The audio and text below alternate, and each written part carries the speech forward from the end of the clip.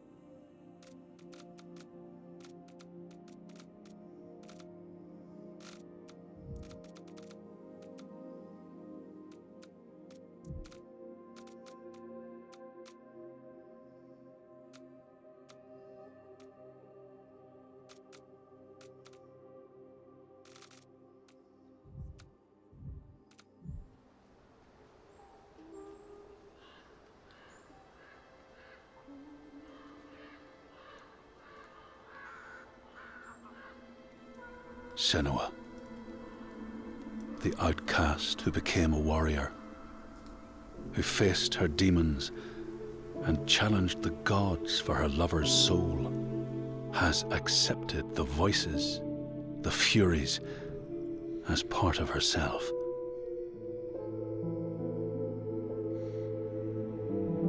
Just like her mother Galena, she was not like other people.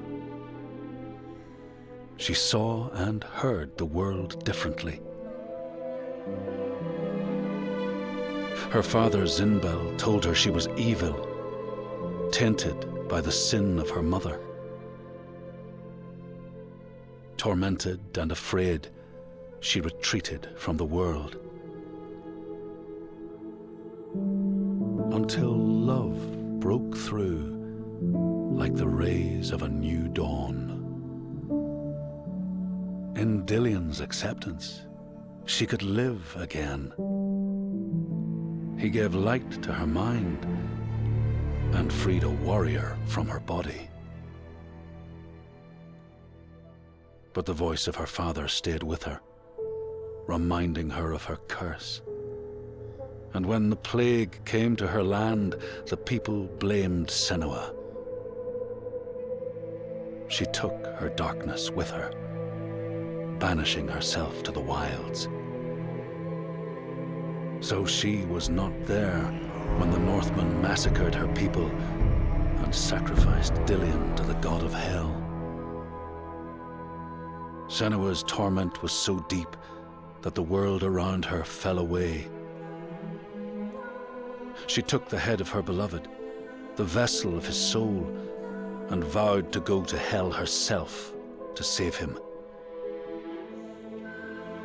Through mist-shrouded horrors, she fought to find the secret path that would lead her to the very gates of hell.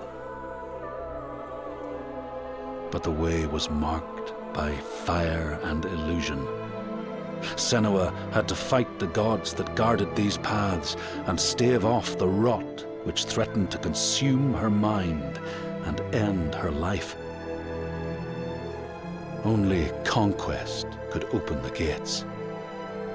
Only blood would bring her face to face with Hela. Face to face with defeat.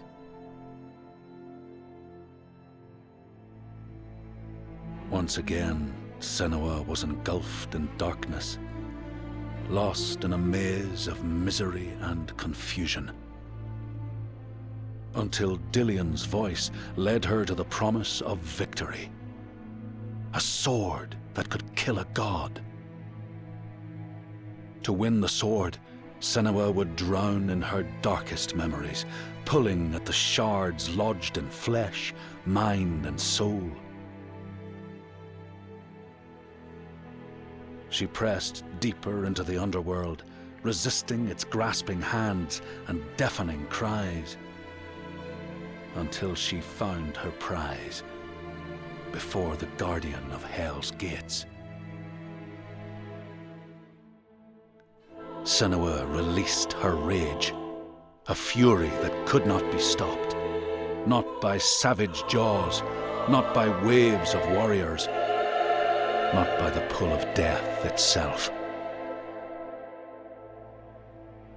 In defeat and desperation, Senua begged for her beloved's release.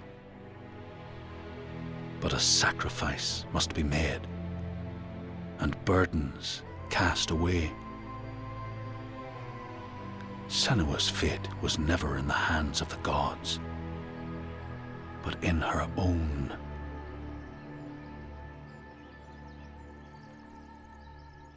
Only she could choose, out of love, to live, to go on, and to take us with her.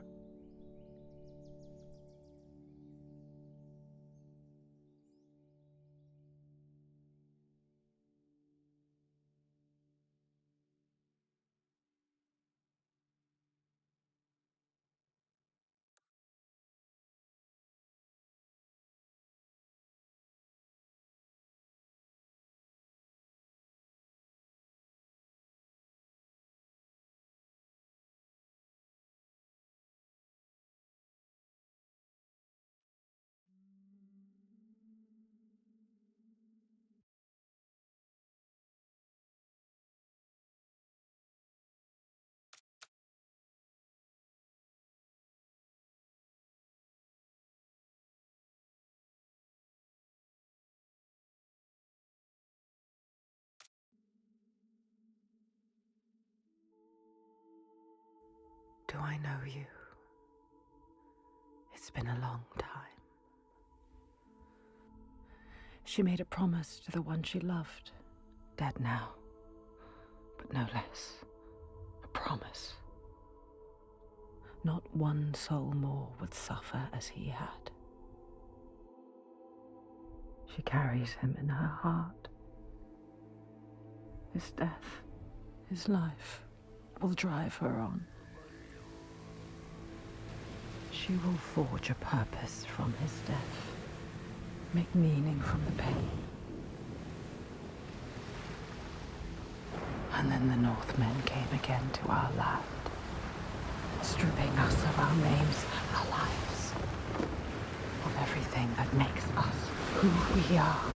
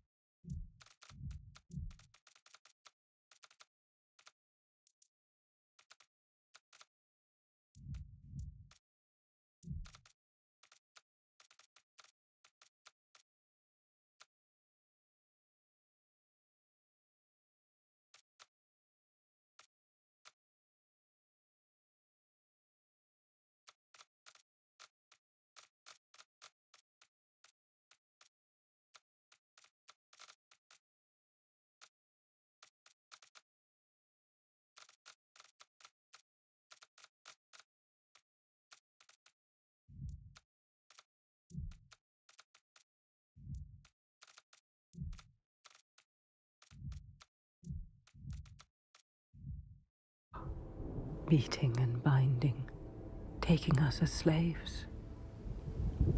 These Northmen say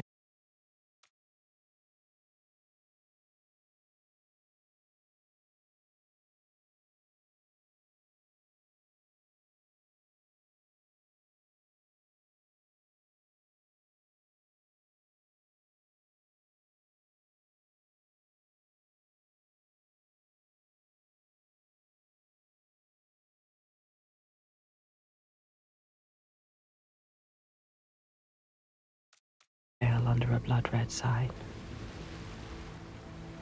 and one among them they call